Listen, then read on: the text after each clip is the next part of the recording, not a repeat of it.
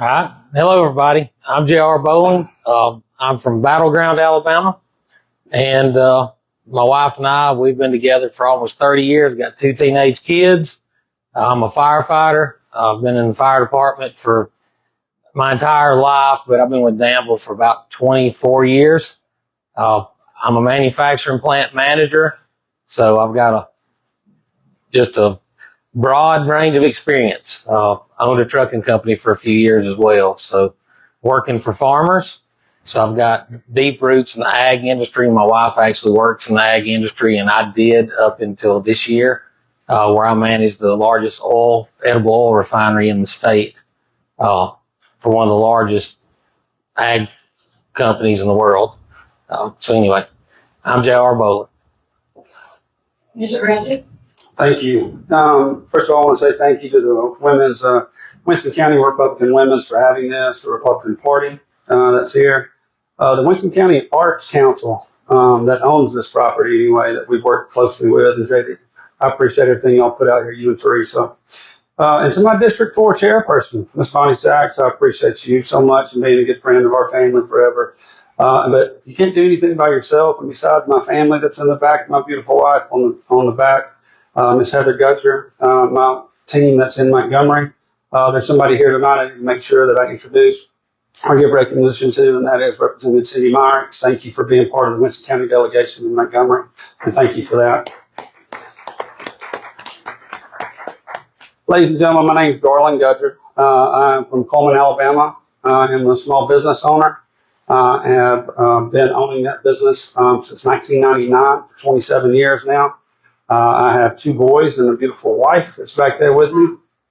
So thank you very much. Well, there's so many. So honest, accountable government. That's one of the biggest issues. And what I mean by that is these last minute grants that are given out.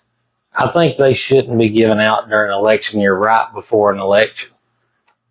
I really think it gives off the wrong optics. It almost makes it look like you're trying to use tax dollars to buy a favor. I'm not saying that's what it is. That's just the optics. And I think that should be changed. That gives more of a level playing field for people that are actually running. Then it takes that part out of the equation. I think there's a couple things that we need to look at. One is public education and how our students have the right tools to make sure that they're succeeding and being able to compete against urban schools and everyone else, not only in the state of Alabama, but also throughout the whole nation. If we don't give them the right tools, they're not going to be able to get the right jobs. They're going to be on the wrong trajectory. So that's one. Number 2, funding mental health. Mental health affects everybody in this room, whether that's substance abuse or whether that's mental health that we're seeing. The legislature in 2010 quit funding that because of the Great Recession. After that, we're feeling the repercussions of that now. That affects our law and safety and the public safety officers that are here trying to take care of us. Those are the first 2 that came to mind. Thank you. To attract jobs to a rural district, first of all, you have to have a plan. And if you don't have a strategic plan of where you are, then you really don't know how you're going to get to where you want to be. And so if you have a strategic plan, which we do, and I set in motion at the state legislature called the Rural Roadmap this past session. I've had meetings for the last year and a half all over the state of Alabama that has talked to people in healthcare, people in economic development, people in small business, people in agriculture, people that are in tourism. And how can we bring the best of what is going on in rural Alabama back so that we can enhance what is working versus what is not working? We can learn from each other just by sitting down and having communication. But without communication, there's no potential for growth. The key for us is being able to see what works, economic development, and bringing these jobs back to our area. But I do think the number one thing that I think that we are lacking here, especially since we're in Looney's Tavern, is tourism. We have the Bankhead Forest. We have Looney's Tavern. We need a hotel. We need to be able to put on plays. We need to be able to make these attractions. But tourism that brings wealth into your community, doesn't use your infrastructure, and then leaves. And from that, just like it does at the ball fields, you're able to grow and be able to have a sales tax base that you can actually do something with. So that would be overall. and then also more of a micro, what I think as far as tourism. Thank you. All right. To bring in jobs into this community, it's infrastructure. Like the road to nowhere that was started here in Winston County that was supposed to connect to the interstate. Infrastructure is what brings in industry and jobs. That's where you see communities grow. Just look at Coleman County. When industry started coming in, wages went up. I know this because I've started my career in Decatur, Alabama in a copper tubing plant. I didn't work in Coleman because the pay scale was so low. But once all these new plants started coming in, the pay scale went up. That's what'll bring in industry is your infrastructure. That's what they're looking for. We've got the people. We've got the best people in the United States working right here in North Alabama. And I've worked right along beside a lot of them. I can pitch that to manufacturers because that's the world I come from. Where tourism, no disrespect, but where tourism's good, it dwindles when the economy goes down. Bring the curriculum back to the local school systems. I'm not for sure why we have a state school board. They don't teach in our classroom. They dictate what the teachers do. They suck the money out of the education system. What exactly do they do for our schools? As a student, I didn't see anybody from the state school board system. I didn't see the state superintendent. I seen the people inside my school. I believe we need more local control on the local level for school systems. I think it should be your local superintendents, your teachers, your local boards that are making up the curriculum and deciding the future, because nobody knows what the kids in your school needs better than you. They don't know what's good for right here is not the same thing that's good in Birmingham. It's the local control is what helps bring education to where it needs to be, in my opinion. Sounds good. I think President Trump is in the process of doing the same thing, which is getting rid or trying to get rid of the state school boards to be able to bring that funding back to local control. From that, the teachers need to be able to have access to funding. The state, including where I am now, and the federal government, has to stop putting so many restrictions on the teachers where they're doing paperwork all day long instead of teaching. If you remember back, some of you were the chalkboard, some of you were the smartboard, but at the same point, there's more times now that teachers are having to fill in forms than they're teaching to the children. The soft skills that we are missing in this new generation of just balancing the checkbook, shaking hands and looking at somebody in the eye when you do that, you don't see that as much anymore. And so to really get the best well-rounded students that we can for the next generation, I think that we have to get back into the classroom and let the teachers do what they do best, which is teaching. I do believe that public education is the way and a catalyst for the future, no matter what it is. Economic development, overcoming the mental health problem, being able to get people that are educated to take care of our infrastructure needs, whether that's broadband or being able to fix a road, it still has to be educated somewhere. So to be the best community that we possibly can be, we have to have the right education that is making these students come out not only with a career, with a trajectory of being better than their parents were, which is what I want for my children, and then from that they have a well-paid job that is competitive in other areas. The last thing we need to do is to be able to educate someone, and then they leave this area and go to Birmingham or Nashville or Dallas or wherever they want to go. We want them to stay here. How do we be able to produce those well-paying jobs in this particular area? Is because we're able to use the infrastructure, whether that is the broadband, so that we can have jobs competing against people that are all over this world on a laptop that's on the lake right down the road from us, and being able to have education where we can make a difference with the funding aspect of that and bringing the funding back. I believe that we can make a world of difference by giving it back to the principals, the teachers, and the superintendents to let them have the freedom that they need to do to make these students be able to achieve their goals in the future. And I'm going to say something real unpopular. We don't need to increase funding in schools. We need to eliminate the waste that's in there. When you got a state superintendent making well over $200,000 a year with the housing allowance and a car allowance and all this bureaucratic money, we need to bring that money back to the classroom. We need to cut waste first and get that money back into education. We're supposed to be for smaller government and conservative values. Just throwing more money at every problem is not the solution. It's cutting the waste where you can. That is the solution. Bring the money back into the classroom, back into the schools. It's sickening to watch the amount of money that is going to things that aren't affecting the kids. You get rid of some of that waste and move it in, then you can do a better job at technical training and getting the kids the things they need and the teachers the tools they need. Well, that's a trick question because I'm not a fan of expanding some programs. I think it creates more dependency on the system, but unfortunately, that ties into our rural hospitals. So it's kind of a double-edged sword. Bringing in more funding helps your rural communities and your rural hospitals.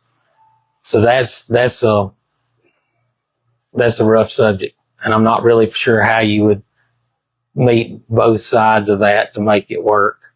That would take a lot of work from a lot of people to try to come to the table to fix that one. It's already in the works.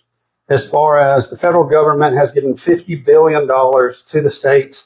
Alabama submitted a plan last year. It's called the Rural Transformation Healthcare Program. From that, we thought we would get about over $100 million for the state for rural healthcare. We got $203 million. From that, we'll be doing the same thing for the next 5 years. Whether you agree with tax funding or whether you don't, that money is coming down from the federal government and it's coming into our states. If we don't submit a plan for it, we're not going to be able to get that money. From that, for the state of Alabama and for the rural healthcare and the rural hospitals that are in this district, we have 4 that are in here, right? Hamilton, Winfield, Lakeland, and then CRMC. All 4 of those need funding to make sure that we have access to rural healthcare delivery systems, whether that is EMS and emergency ambulances that show up at your house, or when somebody is hurting at your house that they show up on time and get them to a hospital. Sorry.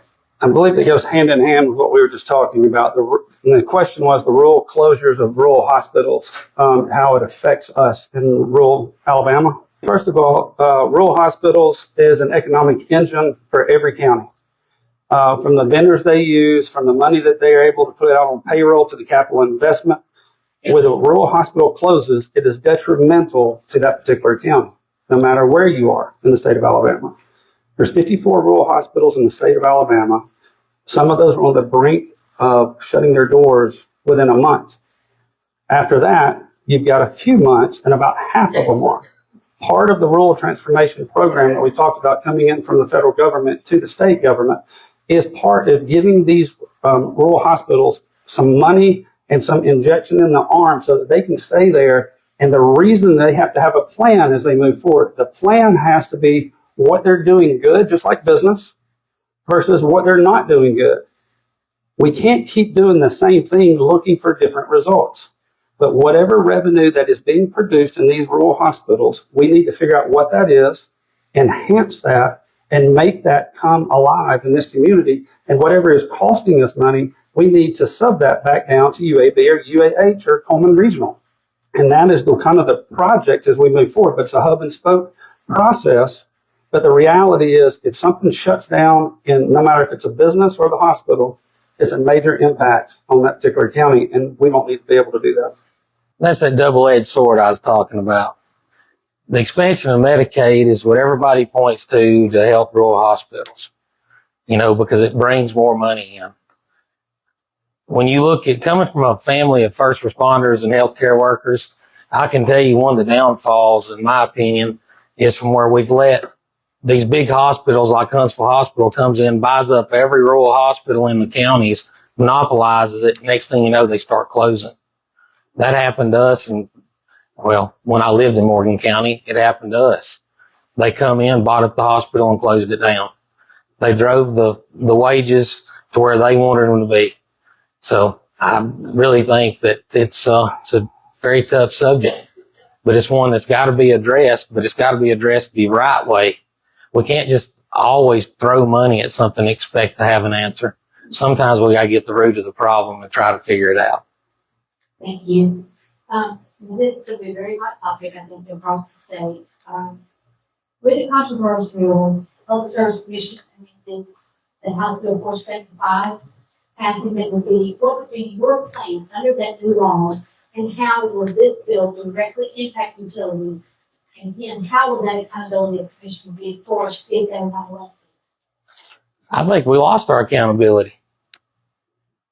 The voters said no, the people said no, but it was pushed on us anyway. So we don't know how this is going to play out. You've got people being appointed. You got a Secretary of Energy that, from my understanding, only reports to the governor who appoints them. I'm not sure how much accountability we have. If we had enough money to hire 4 additional public service commissioners, I think we could reduce some taxes somewhere. It's expansion of government, which I'm fully against. I don't believe in expanding government. So honestly, we'll have to wait and see how it happens, because the devil's in the details, and I haven't seen the details. Well, I have seen the details. I helped put it together. And so from that, my opponent says there's not accountability and it increased costs. It doesn't do either one. As far as accountability, currently, through our research, the Public Service Commission, after I killed the first bill that did take away all of our votes, which is HB 392, and took that at the mic in the Alabama State Senate and chopped its head off, then we said, we went into caucus, and I said, Senators, I want you to go home, talk to the people back in your district throughout this whole state, see what they're saying about this, but I know that they want to have a vote, but go home and see what they say. The next week, everybody came back, and it was evident that people said they want to be able to vote on it throughout the whole state. So this is my question for the people in the room. How can you get everybody in this room to have a vote or a voice at the same time, right? There's been a lot of items that people's thrown out about trying to, you got to hurry? I'm sorry. From that, there's expansion of 7 commissioners. It doesn't touch our tax base. It's a rollover money that is for utility taxes. We don't touch it in our budgets, ETF or general fund. Having said that, it doesn't touch our tax base, so it doesn't expand government. I was going to go ahead and say, I don't know anybody in District 4 that was for it. And I also think that 3 commissioners is just as good as 7. Having more people doesn't mean you're going to get any better representation. We all voted for them to begin with. Again, the question is my stance on non-violent offenders as we move forward. I think that the judicial system has its hands full. I think that people are going in front of the court systems every day. I think our law enforcement is overwhelmed at times from dealing with the things that they've got to deal with and then bringing it through the jail all the way to the court system. And I think there needs to be relief on there as much as possible. I do think that there should be a time in someone's life that if they had a felony, that they should, if they've been clean for 20 years, they haven't had a speeding ticket, they've gotten off and have helped the community and has turned from somebody that was 18 years old that had something happen bad one night, and now they're 40. I think that there should be a time in their life where they don't have to put in that little check mark on a job application as a felon. I think that's wrong. And I think all of us need a second chance in this world. And so from that, I think that anything that is nonviolent, I think that we need to look at. I think there needs to be consequences. I'm never saying that there should not be, but I think there is a time in someone's life where they need to be able to have a second chance as we move forward. Thank you. I agree with Mr. Gudger.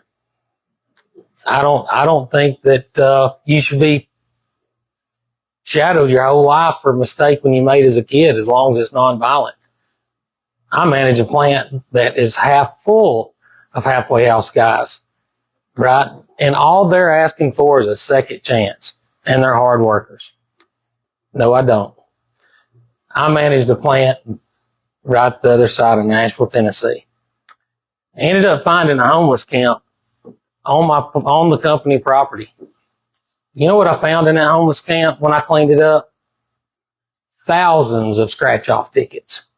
I'm talking about thousands of them. That was a dependency. Sad to know that these folks would rather buy a ticket than put a roof over their head or buy groceries. I can't get over that. If you had seen what I saw, it sticks with you. And I just can't get past that. I can't get past seeing people suffer because of an addiction, because they didn't put in anything to help with that addiction when they gave them the different forms of gambling. They didn't have a way to help them get past it. All they thought about was revenue or, whatever motivated them to pass the stuff, but they didn't think about the consequences after it was passed. So no, I'm not for gambling. As far as the lottery goes, I think that if you polled the room right here, there would be a difference in opinion. But most of the people that we have polled throughout this whole state wants the chance to be able to say yes or no. They don't want people in Montgomery telling them yes or no. They want to be able to have the vote. Now, there are people that are in the world that have addictive issues that we were just talking about. Yes, there are. I do think that if this bill passes, there needs to be some of that money earmarked for the addictive personalities, that there will be things that we have to handle as a state government and a local government. But I do think that it should be to the right of the people. And if it came up to me, I would put the vote out to the people to vote. First, I would make sure that I do a better job as your state senator for the next 4 years of educating what we've gotten in the Rebuild Alabama money and how that affects us. So, for example, there's 3 ways that you can get Rebuild Alabama money. One is through A-TRIP projects, which is up to $2 million on state right-of-ways. Number 2 is local, which is municipalities can apply for that. And number 3 is through the county commission. Just so you'll know, I represent 3 districts, right, or 3 counties, Marion County, Coleman County, Winston County. Of that, Winston County, from the calculations I put together, has received $14,200,000 in grants through the Rebuild Alabama. All right, the next question is, well, how much have we paid in, right?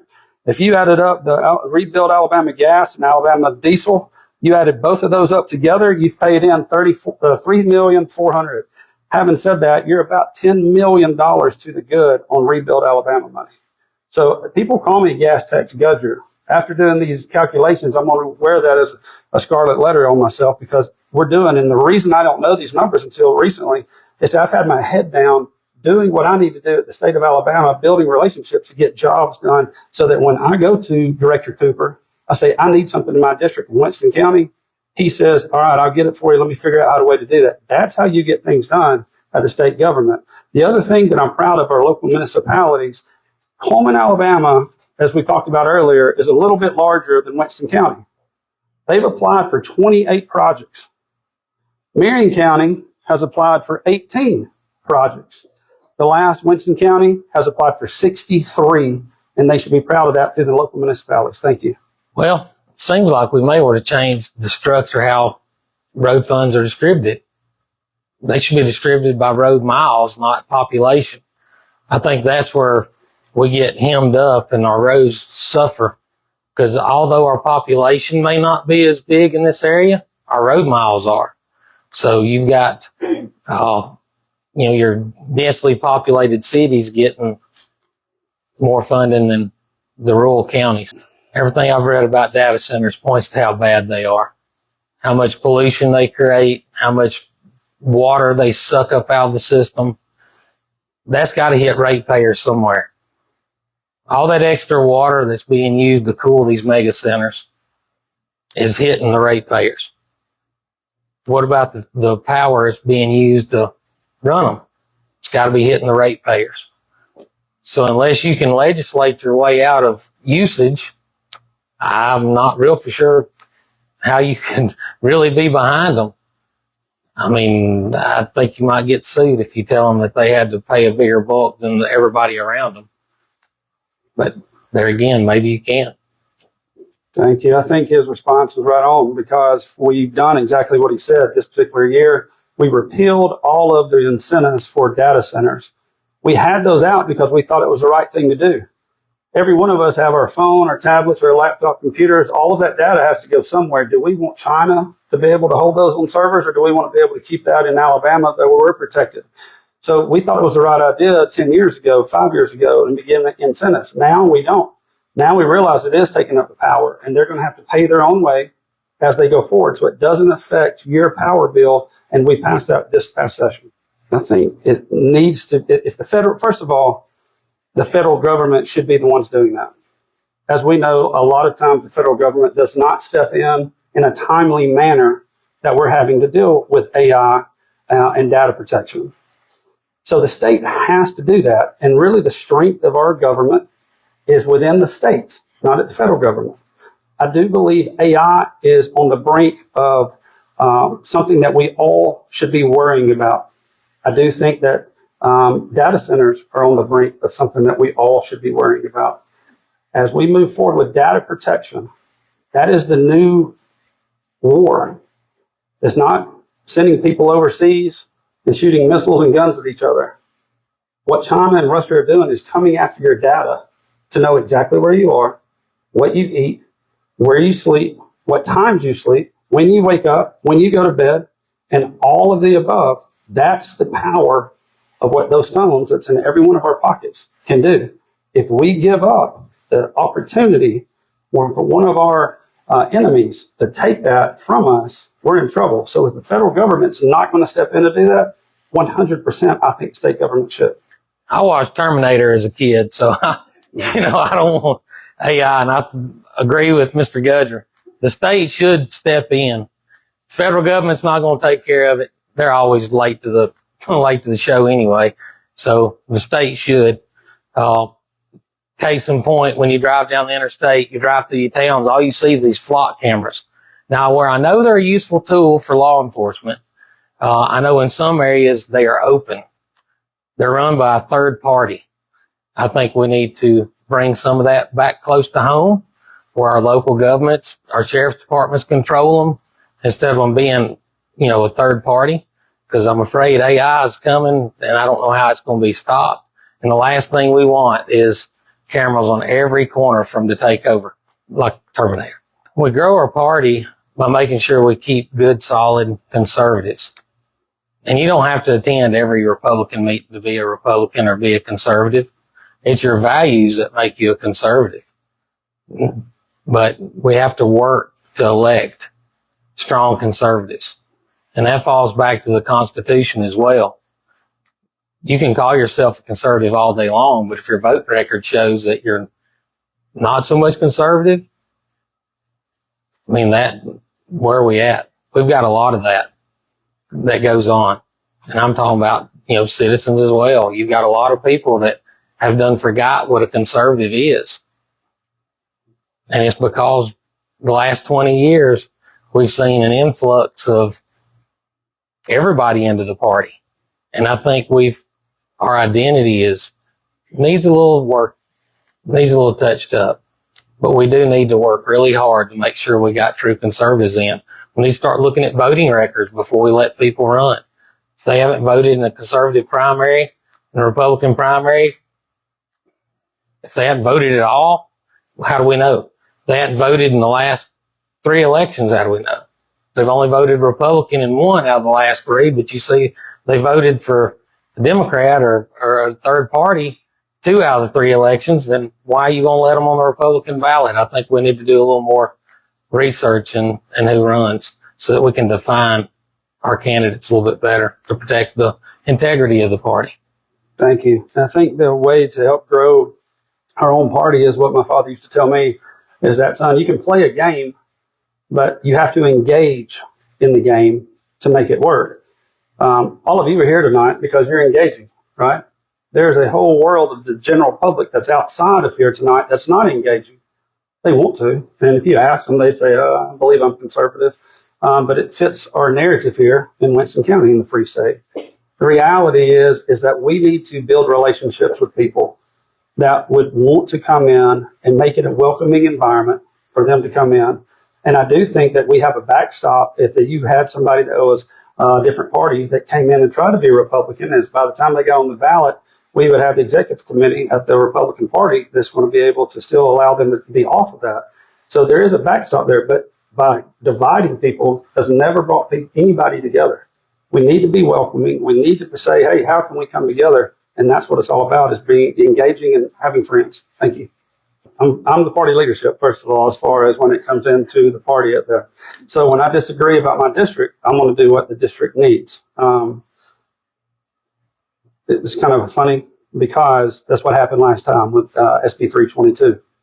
There was a certain amount of time that I had to pass a bill for an economic incentive on the lake. A lot of you know about it. I didn't have time to take it to a referendum. I didn't have time to take it to the vote of the people. I had to make a choice to say, I'm passing this, and if we need it, we've got it so that we can get investment of $350 million into our area. Now, if we don't, because I'm leadership, I'm able to come back next year, and I'm pretty sure I'm going to be able to repeal this.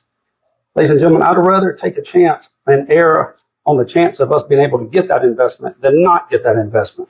If any of you were even alive last year and put my name in Facebook, you would saw that the people back home did not want that. I told everyone the first bill that I'll go back to this past session and repeal would be this particular bill. With the help of Representative Cindy Myrick, I did that. So it's not the fact of what the leadership wants, it's what the people want is really what the question is. And so having said that, I think that that's exactly what I'll do, is whatever the people want is where I'm going. Thank you. Well, I'm going to say this. It's not all about the leadership in Montgomery. When your local delegation, your local government brings you resolutions opposing a bill that you've got in Montgomery, you need to listen to your local people. That's who you're representing. Your local government comes in strong opposition and it's overwhelming that you not do something. You may rethink the decision and table it. That's my opinion. I don't always agree with people, but I do know when it's time to listen. Wish we'd have done this 30 years ago. That's when it really would have hit home on what we're doing today. But we need to close primaries, but I wonder how it's going to disenfranchise the independents. You know, Mr. Gudger said it right a while ago. You have to bring people together. Closed primaries needs to happen. I don't know how to navigate that, how you can get everybody to agree, but somehow we have to. But like I said, there's a lot of people that I've heard from already that are screaming about, well, I guess you're going to take my vote away from me. I think we got to do a better job at explaining what we're trying to do so that people understand the meaning behind it. The facts of closed primaries are this. In the Senate, and that's all I'm speaking for, there are people that are in the Alabama State Senate that if you pass that particular bill, it will hurt them. And because they're in districts that I call purple. They're a mixture of Democrats and Republicans together. Let's look at Tuscaloosa. Let's look at Auburn. Let's look at Limestone County, downtown Huntsville. When you do that, it pushes people, we think, to the Republican side. And it doesn't always do that. So it hurts some of the people that are in the Alabama State Senate. Some inside facts was the fact this past session, when we got to that point, the bill changed 2 times the last week after it came up from the House. I don't think the bill is ready for us to pass it this time, but I do think that there needs to be further education on a narrative with the Republican Party of the state and the House and the Senate to go together to make sure everyone understands what we're doing before we get there, like the Oklahoma model. Thank you. I'm a servant leader. I have been my entire life. I don't do things for recognition. I don't do things because of titles. I'm not saying anybody else does. I'm just saying through my entire leadership experience in life, and I've been fortunate enough to lead people, it's servant leadership. Servant leadership is really what we need in government right now. I see places where government thinks we serve them. And I just feel very strongly that we need new people in government. And we also need to lean toward term limits. If you're having brain surgery, you'd want somebody that's been there a while. You don't want somebody that just came in, doesn't know where the bathroom is in the emergency room. You need somebody that's been through that before, has been tested, has been tried. As you get on local boards, chamber, Rotary, when I was younger, understood what it meant to be a servant leader, moved into saying I want to make a bigger impact, moved to city council, got on there, understood within 4 years, became president of that, where I was running the budgets for the city of Coleman. Everyone else that was on the council at that time left, and I was the only person standing. And got a whole new crew in, and I had to learn all that on my own. They kind of threw me to the fire, but I did it. I put the time in. I put the effort into it. I put my family and sacrificed time with my family to learn how to do what I do. I moved to the Senate, and I didn't stop. I learned, be quiet. I've got 2 ears, 1 mouth for a reason. The first 4 years, I didn't do anything besides listen and learn. The next 4 years, they promoted me as a freshman to a chairman of economic development and fiscal responsibility. It was unheard of. 2 years after that, I had a crazy bad accident, got through that, and said, God, show me where to go. And I ran for the pro tem because I felt like it was where I was supposed to be. I won that against certain crazy, surmountable, colossal odds. I can do this job better than anybody in this state. And no offense to my opponent at all. I know I'm meant for this job. I know I'm the best at this job. I have been tried, I've been tested, and I have went through hell to get to where I am. The best way that I can handle this is making sure that I handle people with gentility that have mishandled me over the last few months, and I'm going to continue to do that. Thank you. God's got a plan for everybody. When I started out last year after I come back home to work in my hometown, I wasn't planning on running for Senate. But I was touched too. I was led to run for this because I think it's what it's meant to be. I've been in the fire department my entire life. I grew up with it. I've managed union plants. And if anybody's ever managed union plants, you know that you have to walk the line. You got to be good at negotiating. You got to know how to follow the rules. You have to know when to stand up and when to push back, or they will eat you alive. I've been through the trials and tribulations. I have fought and clawed my way to everything that I have today. I grew up in a family business with my grandpa, working for the public. I've done a lot of things over my life. And all I've ever wanted to do is serve those around me. That has always been my calling. Whether it's as a fireman, whether it's as a father, or a senator, or just a neighbor. That's all I've ever tried to do was help people. People always ask you what's your biggest flaw. I've got one. I don't know how to tell people no. And people come asking for help. So what if I don't get 3 hours of sleep that day? Whatever it takes to help those around me is what I've always done. And that's what I'll always continue to do. And if the good Lord wants me to be in Montgomery, that's where He'll send me. If that's not His plan, maybe His plan is for me to help the people that are. Because whatever the people need me to do is what I'm willing to do to help them. And with that, I just ask everybody, please keep me and my family in your prayers through this journey that we're all taking together. And on May 19th, I ask for your consideration. Thank you.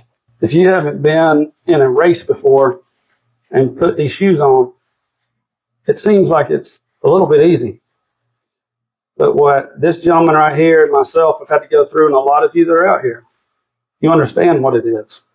But we need your prayers more than we need anything, period. And we appreciate the opportunity for you to come and listen to us talk about the things that we're passionate about and we both feel the way we're touched to be here tonight.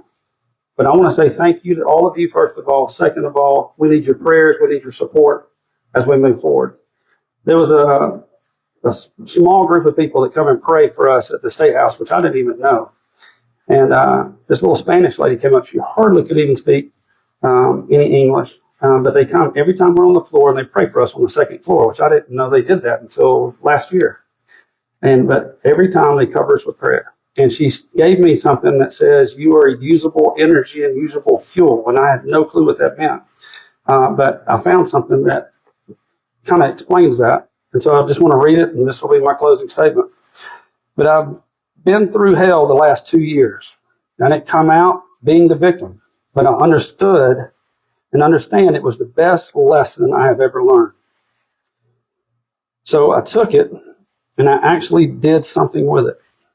I used it as fuel to get to the next level. Think about a rocket ship that's leaving orbit, and you're just adding jet fuel to it so it can keep going to get to where it's supposed to go. The people that have been more emotionally, the people that have more emotional capacity are the people that can go through the hardest things, but use it as fuel for good, not opposed, being a victim of their circumstances. And I believe that's where I am at this point. I ask you for your prayers, I ask you for your support, I ask you for your vote May 19th, and to keep both of us and our families in your prayers. I'd appreciate that.